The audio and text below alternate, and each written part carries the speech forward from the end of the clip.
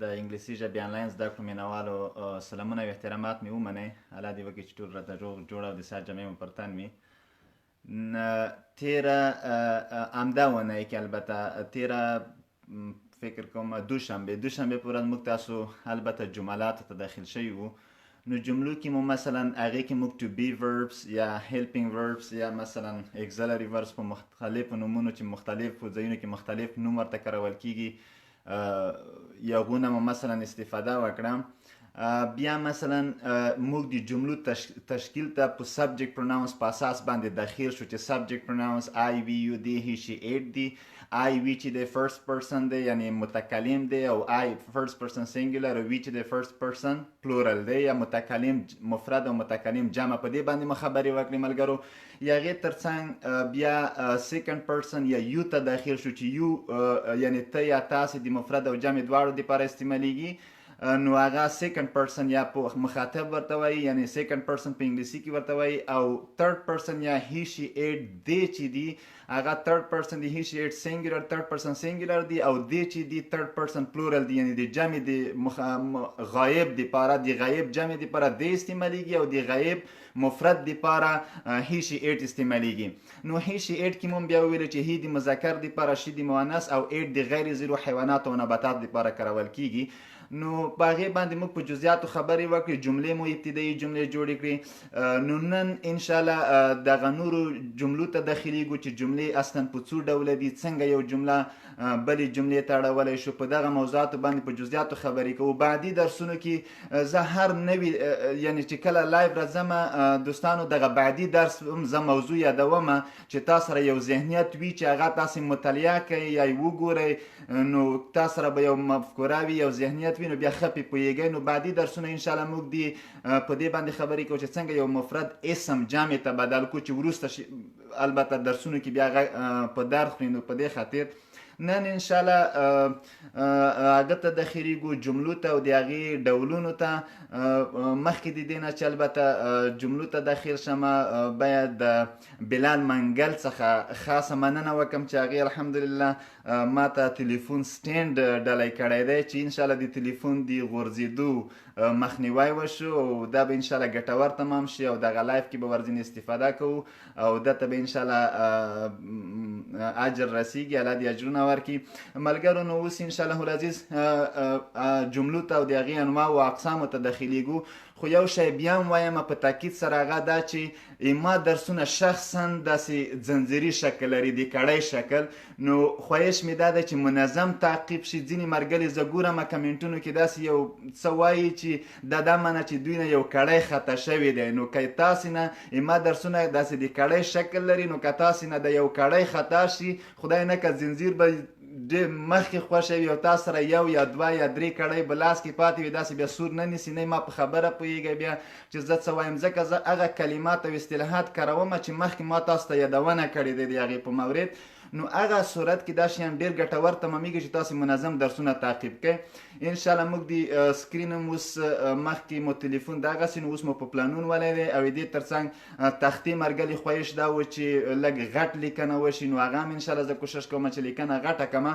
نو اوس ملګرو چې وخت ضایع نشي جملو ته او د هغې انواعو ته داخلیږو. زه به دا کمره واړمه تختې ته څه پوښتنې وي نو بیا کولی شئ چې مثلا هغه پوښتنې مطرح کوي او زه کمنټونه ګورم بیا نو انشاءالله ګټور تمامېدای شي. اوس به لاړ شو له خیره درس ته. نه پوهېږم چې انشاءالله چې تاسې به دغه هغه ګورئ تخته به انشاءالله ښه درته معلومیږي. نو اوس نن تاریخ چې دی اولې میاشتې یا جنوري یا 01 ښه زه به د مرکر لږ غټ استفاده کړم 01 د ولسم دی او 2019 دغه تاریخ دی. مرګلو نن جملاتو ته داخلیږو چې جملې ته په انګلیسي کې سینټنس وایي. سینټنس نو دغه دی موږ الحمدلله موږ ټوله مفردات او مرکبات او وزونه زده کړي دي چې سینه شاته ای راشي د سینه و سینټنس معنا دا چې جمله. سینټنس معنا دا چې جمله. نو دا لږه واضح ولیکم چې تاسو بیا پې پوه شئ.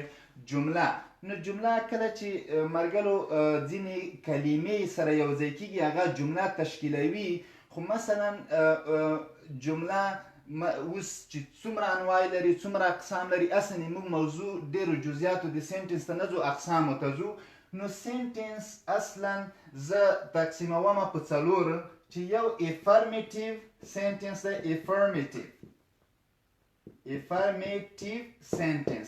افرمیټیو سنټنس یا ځینې خلک ورته وایي چې پازیټیو سنټنس مثبته جمله خو زه د پازیټیو کلمې سره مخالف یم ځکه چې پازیټیو یو ایډیا یو مینینګ کیدای شي نه د جمله مثلا زه وایم چې افرمیټیو سنټنس هغه سنټنس ته وایي چې هغه پازیټیو مینینګ ولري یعنی مثبته معنا ولري نو دا مثبته جمله شوه مثبته جمله نو پازیټیو یا افرمیټیو سنټنس نو مثبته جمله دی په ځای چې پازیټیو سنټنس وکاروم زه بهتره بولم چې افرمیټیو سنټنس مثبته جمله ښه دې ته بیا راځم جزئیاتو ته اول درته اقسام وایم بیا یو شروع کوم دویم چې دی ملګرو هغې ته NEGATIVE نیګیټیو سنټنس وایي نیګیټیو سنټنس نیګیټیو معنا منفي جمله نو منفي نیګیټیو سنټنس افرمیټیو سنټنس مثبته جمله نیګیټیو سنټنس منفي جمله او دویمه چې ده هغې ته ملګرو انټراګیټیو سنټنس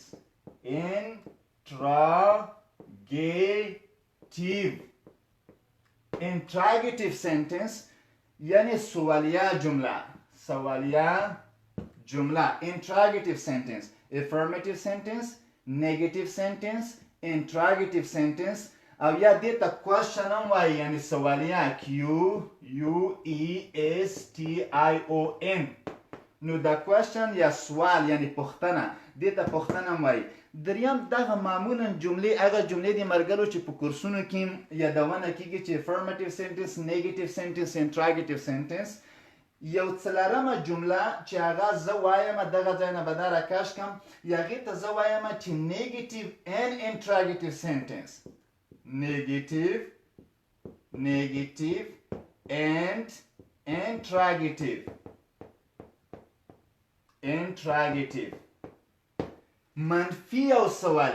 منفي او سوالیه یعنی دغه جمله ملګرو چې زه وایم بیا غواړم چې دغه موضوعاتو باندې لږ جمله زه وایم چې په څلور قسمه دی یو افرمیټیو سنټنس یا مثبته جمله دی دویم نیګیټیو سنټنس یا منفي جمله دی او بله انټراګیټیو سنټنس یا سوالیه او څلورمه نیګیټیو ان انټراګیټیو سنټنس منفي او سوالیه جمله یعنی هغه جمله چې هغه هم منفي اړخ لري او هم د سوال یا د پوښتنې اړخ لري نو دا زه اوس درته واضح کوم نو تاسو اوس دومره ذهن کې وساتئ چې یعنی سنټنس افرمیټیو سنټنس نیګیټیو سنټنس انټراګیټیو سنټنس نیګیټیو ان انټراګیټیو سنټنس دغه سنټنس چې دي دغه جملې یا سنټنسز یا جملات چې دي نو دغه زه اوس درته هر یو تاسو ته ځان ته واضح کوم ښه نو مرګلي یایي چې تخته لږه کږه دی نو زه به د تخته سمه کړم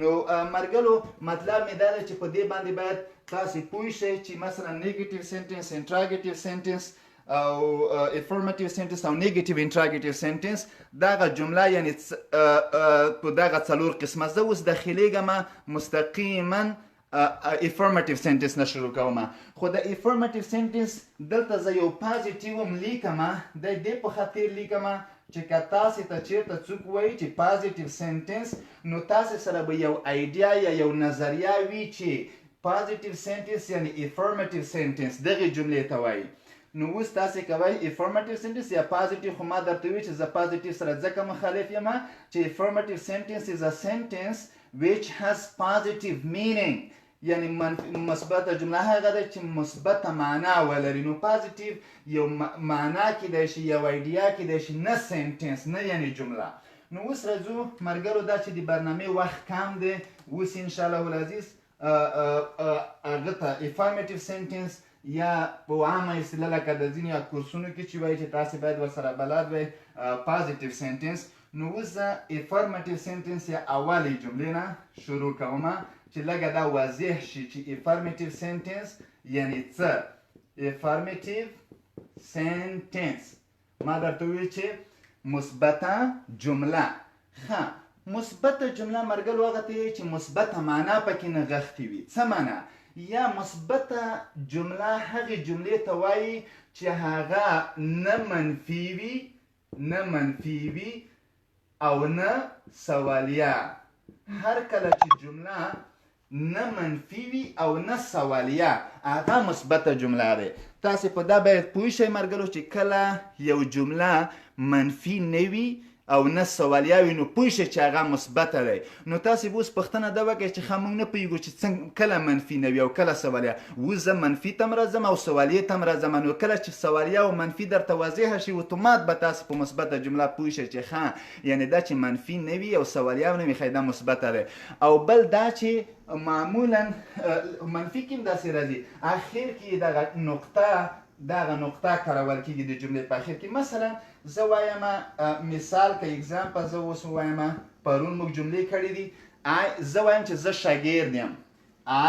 زه دا پرون موږ سبجیکټ پروناونس په صفت او سره ام راځي دا موږ ویلې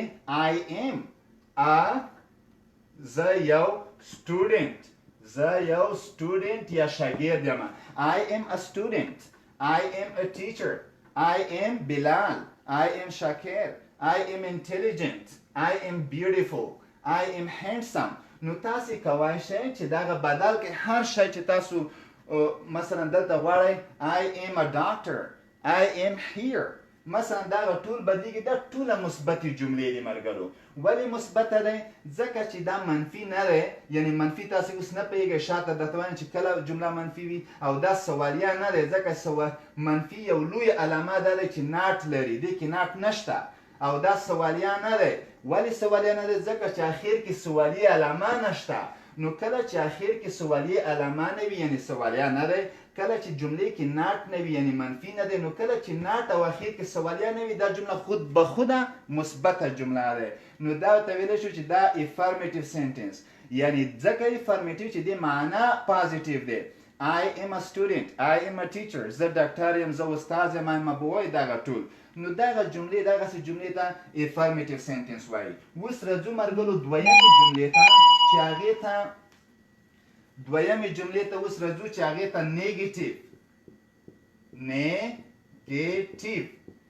نیګیټیو سنټنس یا منفي جمله.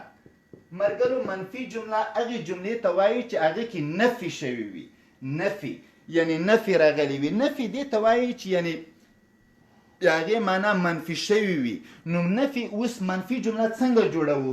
اوله خبره دا خبره ښه دی ما خبرې یاد کې نسئ. منفي جمله څنګه جوړوو؟ منفي جمله کې همیشه ناټ راځي. منفي جمله کې ناټ استعمالوو. خو ناټ چیرته استعمالوو؟ ناټ د اګزلري یا د ټو بي وربونو یا د لینکینګ د ټو بي ورب نه شاته. اوس موږ ټو بي وربونه لکه مخکې ویلي دي ناټ د ټو بي ورب څخه وروسته. ښه ما وویلې مرګلو چې منفي جمله کې به تاسې ناټ استعمالوئ. ناټ به د اګزلري یا ټو بي مثلا یا ټو ډو ټو هاو هر وربونه چې دي د اګزلري نه به شاته. موږ چې اوسه پورې ټو بي ویلې دي نو زه وایم چې ټو بي څخه شاته مثلا اس ام آر چې د موږ درې ویلې دي دې نه تاسو کولی شئ چې شاته ناټ واچوئ. جمله خود به خوده منفي ته بدلیږي. مثلا زه وایم I am a boy. I am a boy. زه یو هلک یم. اوس که دا منفي ته بدلومه منفي کې دوه خبرې باید یاد وساتئ. یو دا چې په منفي کې ناټ راځي. ناټ ښه نو اوس نه پوهېږو ناټ دلته واچوم I not am a boy ولیکم یا دلته واچوم یا دلته واچوم یا دلته. نو زه په ناټ خو پوهېږم چې ناټ په منفي کې راځي خو چېرته ما درته ویل چې ټو بي نه به شاته. نو اس ام آر تاسو ټو بي په صفت ویلي دي نو دلته واچوه I am not a boy. I am a student. I am not a student. مثلا she is a teacher. She is a teacher یعنی هغه استاده دی. دا چې منفي ته بدلوي ناټ منفي کې استعمالیږي. چیرته استعمالیږي؟ ټو بي نه شاته واچوه دلته. دا منفي جمله شوه. She is not a teacher. مثلا زه وایم چې we are students یعنی موږ شاګردان یو. زه منفي ته بدلوم، منفي کې not استعمالیږي چیرته to be نه شاته. we are students are to be دی we are not students. وګوره څومره عادي یعنی یو جمله کوای شو چې افرمیټیو سنټنس یا مثبته جمله نیگیټیو سنټنس یعنی منفي جملې ته بدله کو. یعنی دا دوستانو نو مطلب دا چې ډیر په عادي طریقې سره موږ یو جمله کوای شو چې منفي ته بدله کو. مثلا he is a doctor نو دا مثبت دی. منفي ته څنګه بدلو؟ he is not a doctor. ځکه ما درته ویل چې په منفي جمله کې به تاسې not استعمالوئ او not به همیشه د to be وربونو نه شاته استعمالوئ. نو لویه علامه د منفي جملې ما درته ویل چې هغه not دی not not. دغه not په کومه جمله کې چې راغلی وي ملګرو هغې جملې ته منفي جمله یا نیگیټیو سنټنس ورته وایي. یا مثلا ځینې داسې نور هم شته no چې دا هم د not معنا لري یا never وبخښئ دغه never هم داسې د منفي دپاره استعمالیږي. خو عموم کې دغه not دی not چې چیرته راغلی وي هغه به جمله منفي وي هغې ته نیگیټیو جمله ویلی شو. او اخر کې فول سټاپ خوري. فول سټاپ یعنی دغه منفي او مثبته کې دواړو کې اخر کې د فول سټاپ لګیږي ملګرو. د ما یې راوی ځکه دې د پنکچویشن سره هم باید لږ ځنونه بلد کړئ. ښه اوس راځو ملګرو مخکې ځو له خیره درېیمې جملې ته چې هغې ته وایي چې انټراګیټیو سنټنس یا کوسچن یا سوالیه جمله ما درته وویلې. ښه درېیمې جملې ته انټراګیټیو سوالیه جمله سوالیه یا هغه جمله چې استفهام دپاره کارول کیږي. انټراګیټیو سنټنس یا سوالیه جمله. سوالیه انټراګیټیو سنس کې څه قاعده ده ملګرو؟ مثلا زه لیکم یو مثال مثبته جمله لیکم. تاسو به سوالیه جمله چې جوړوئ د to be یا اگزلری چې وي هر څه چې وي دا به د جملې سر ته راوړئ. د جملې سر ته راوړئ. ښه د to be وربونه چې جملې کې د جملې سر ته ویسئ. یو دویمه به څه طریقه وکئ؟ اخر د جملې کې د سوالیې علامه یعنی کوشچن مارک د سوالیې علامه یعنی دغه شی وکاروئ. اخر د جملې کې د سوالیې علامه وکاروئ. یعنی مطلب دا اوس کله یو جملې ته موږ انټراګیټیو سنټنس ویلی شو هغه وخت چې اخر د جملې کې دغسې علامه وي. دغه علامه چې کله اخر د جملې کې وي نو تاسې پوه شئ چې دا سوال دی پوښتنه دی. څنګه سوال جوړ کو څنګه پوښتنه په یس نو کوېشنو کې جوړې کو. یس نو کوېشنو کې تاسو همیشه مثلا دغه جمله سر ته راوړئ. ښه اوس ملګرو پښتو کې موږ دغه کوېشن مارک دغسې کوو خو انګلیسي کې به کوېشن مارک دغسې کوئ. دغو ټکي ته متوجه شئ. ما دلته چون هغه لیکلی دی دا په کار و چې ما داسې لیکلی وای ځکه دا د پښتو داسې کېږي. مثلا چیرته ځې مثلا که زه ووایم که نه چیرته ځې نو زه به داسې لیکمه که وایم چې ویر آر یو ګوین نو زه به داسې لیکمه. دغه سره بلا شئ دا د پښتو دی او دا د انګلیسي دی یو بل په مقابل کې دغه هغه ولاړې دي.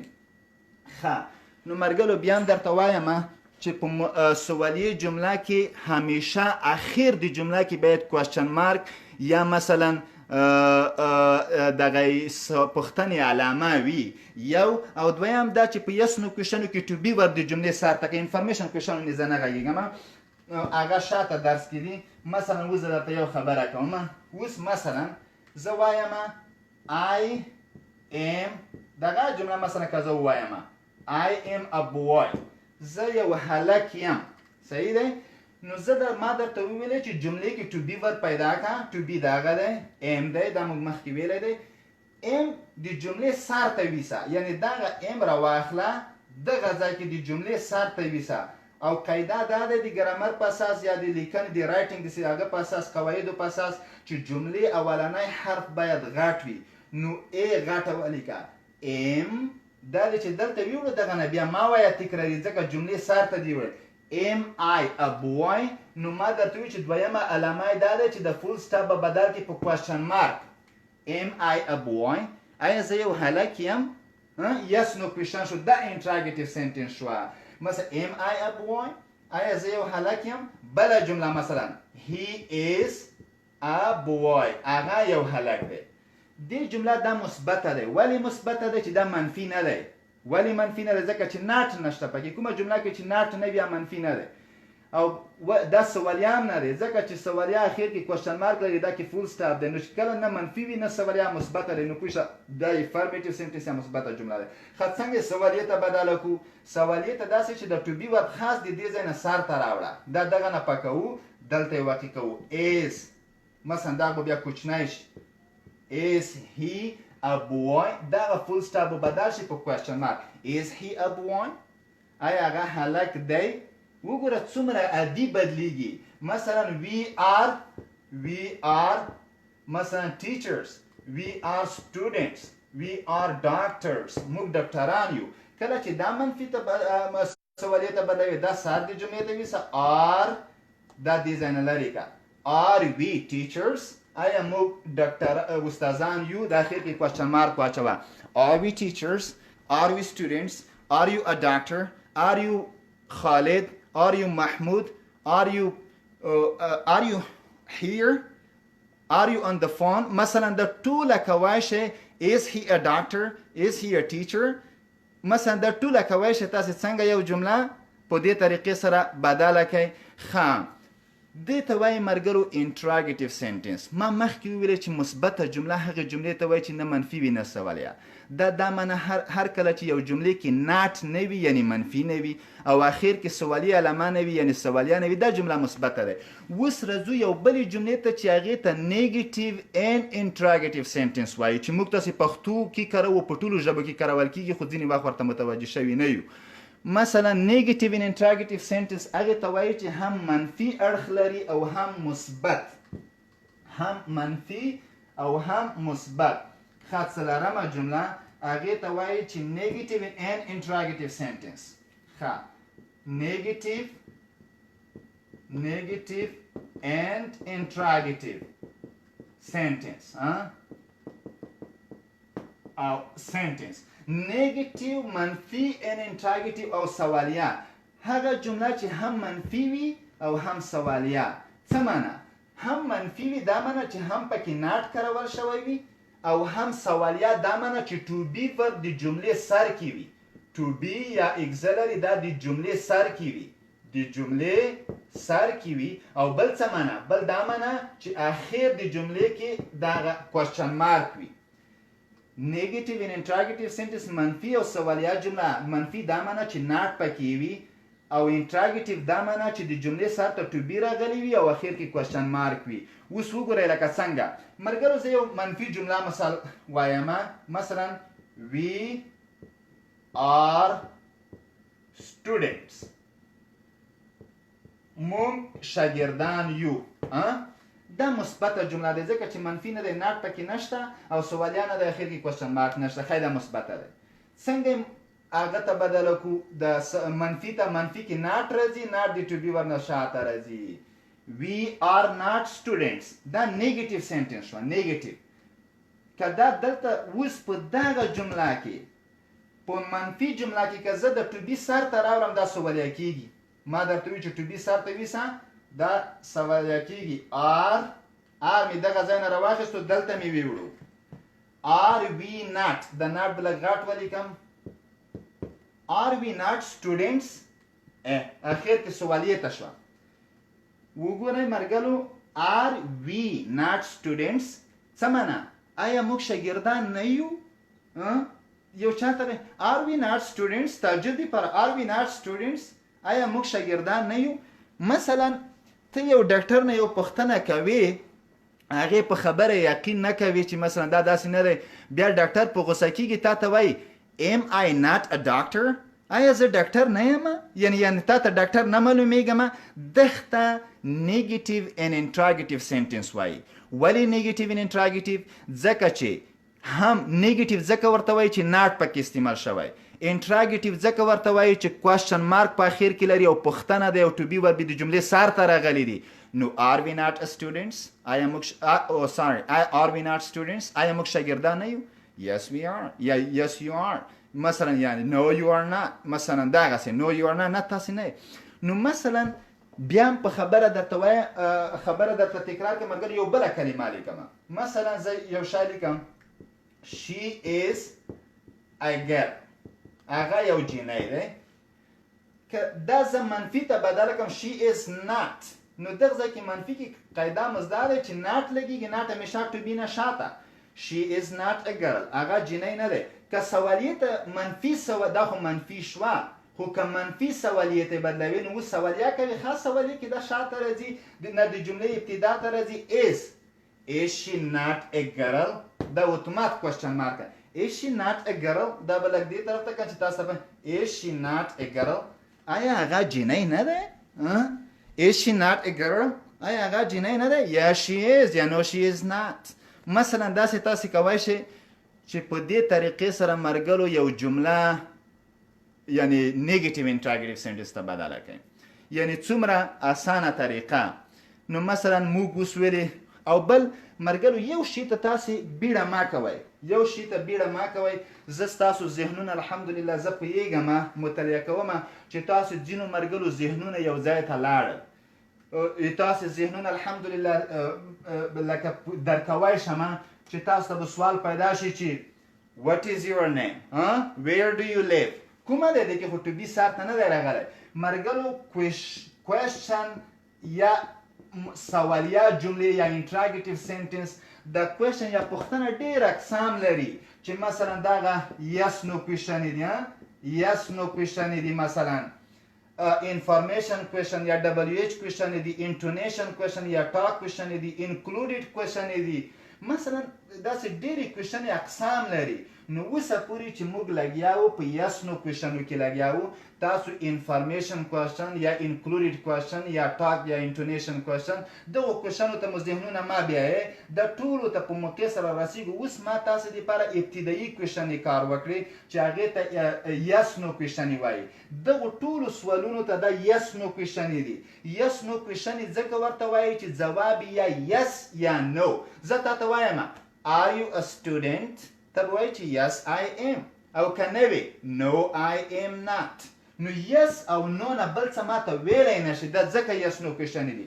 یا وایم is she a doctor ته به وایي چې yes she is یا به وایي چې no she is not. نو دا معنا چې دا سوال yes no دی. که زه تاته وایم چې what is your name ته خو نشي ویلی چې yes I am یا what's your name تا نوم چې شی ته وایي چې no yes no ما ته نشي ویلی ځکه ما سوال yes no دلته نه دی کړی دلته انفارمیشن کوېشن ما کړی زه معلومات درنه غواړم. نو اوسه پورې هغې مراحلو ته موږ بعدا داخلیږو. اوسه پورې د کوېشنو طریقه چې موږ وکاروله د کوم د ټو بي ور مو سر ته کړه دغه ټو بي وربونه چې د جملې سر کې راشي د کوېشن ته yes no کوېشن وایي. مطلب دا چې ځواب به یا yes وي یا no نوره دا ته هغه نشئ ورکوی معلومات نشئ ورکوی په دې باره کې.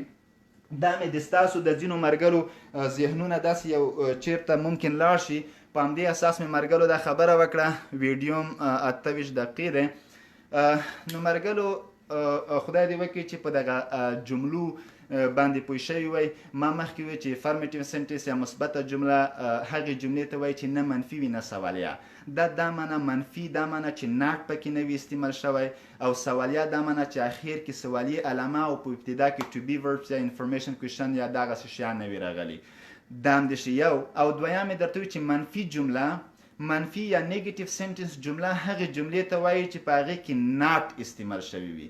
نو ناټ به تاسې چیرته استعمالوئ همیشه د ټو بي وربس یا د اګزلري وربس نه شاته. مثلا I am a teacher I am not a teacher. He is a teacher he is not a teacher. She is a teacher she is not a teacher. We are teachers we are not teachers. نو تاسې کوای شئ چې د is am are نه شاته په نیگیټیو سنټنس یا منفي جمله کې ناټ واچوئ بس نوره په جملې باندې غرض مه و اتومیټیکلی دا نیگیټیو سنټنس یا منفي ته بدلیږي. او دویم دا چې انټراګیټیو سنټنس په یس نو کوېشنو کې موږ دا وویلې چې د ټو بي ورب د جملې سر ته کوي او اخر د جملې کې کوېشن مارک یا د پوښتنې دغه علامه واچوئ دغسې، نو دا اتومیټیکلی کوېشن ته یا یس نو کوېشن ته بدلیږي. مثلا he is a teacher. Is he a teacher؟ لږ فشار پې راوړئ. She is a doctor. Is she a doctor؟ Yeah, we are students. Are we students؟ You are beautiful. Are you beautiful؟ مثلا she is beautiful. Is she beautiful؟ He is handsome. Is he handsome؟ مثلا داسې I am a teacher. Am I a teacher؟ نو تاسې کولی شئ لږ فشار پې راوړئ ټو بي ورب سر ته کې اخري کوېشن مارک، دغه کولی شئ تاسې په داسې سوالیې ته. نیګیټیو انټراګیټیو سنټنس هغې کې به هم ناټ وي هم به اخر کې کوېشن مارک. مثلا we are students. We are not students. Are we students؟ Are we not students؟ نو دا څلور قسمه جملې مرګلو تاسو بیخي داسې باید ګردان کړئ چې اتومات چورت فکر پې ونه کوئ، اتومیټیکلی تاسو یو جمله باید بلې ته بدله کړئ. مثلا زه یو جمله I am a student. I am not a student. Am I a student؟ Am I not a student؟ دا جمله تاسې باید بیا مثلا he affirmative sentence he is a teacher. Negative sentence he is not a teacher. Interrogative sentence is he a teacher؟ Negative interrogative sentence is he not a teacher؟ دغسې جمله تاسې کولی شئ اتومیټیکلی. we are players. لوبغاړي یو. we are not players. are we players؟ are we not players؟ نو دا څلور قسمه. مثلا you are my friends. you are not my friends.